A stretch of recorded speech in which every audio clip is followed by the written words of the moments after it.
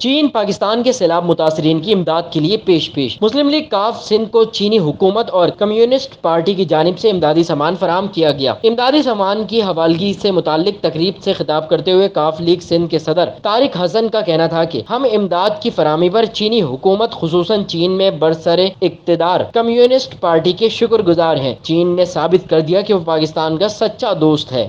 میں بہت تہہ دل سے شکریہ ادا کرتا ہوں چائنیز کمیونسٹ پارٹی کی طرف کا اور ان کے یہاں پر موجود نمائندے ابرار صاحب کا کہ آج وہ یہاں کراچی رات سے تشریف لائے اور وہ رات سے ہمارے ساتھ یہاں رابطے میں ہیں۔ اور میں یہ سمجھتا ہوں کہ جب بھی اللہ نہ کرے پاکستان پر کوئی برا وقت آیا تو چائنا نے یہ ثابت کیا کہ وہ ہمیشہ سے پاکستانی عوام کے ساتھ کھڑی ہے۔ طارق حسن کا کہنا تھا کہ سیلاب سے اتنی بڑی تباہی ہوئی جس سے پاکستان اکیلے نہیں نمٹ سکتا۔ ہم چین سمیت دیگر دوست ممالک سے درخواست کرتے ہیں کہ متاثرین کی بحالی کے لیے ہمارا ساتھ دیں۔ کہ پاکستان کی تاریخ کا سب سے بڑا ڈیزاسٹر اس وقت پاکستان برداشت کر رہا ہے۔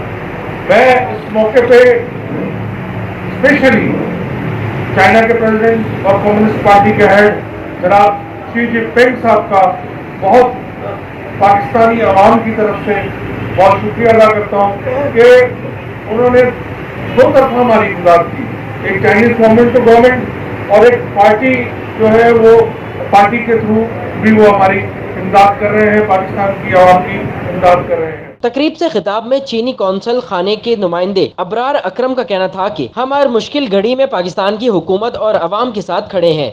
پاکستان مسلم لیگ کاف بھی ہماری ایک بہت اچھی اور بڑی درینہ دوست جماعت ہے، اور ہم نے یہاں کے لیے اور سندھ کے اندرون کے لیے پاکستان مسلم لیگ کاف کے تعاون کے ساتھ آپ لوگوں تک یہ امدادی بیگ ہم پہنچا رہے ہیں، اور ہم امید رکھتے ہیں کہ یہ امداد صحیح مستحق لوگوں تک ٹھیک طریقے سے پہنچ جائے گی۔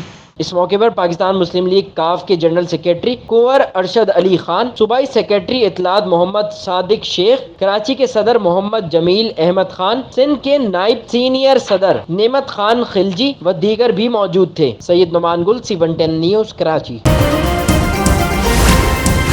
C110 نیوز، خبر کی اصل خبر۔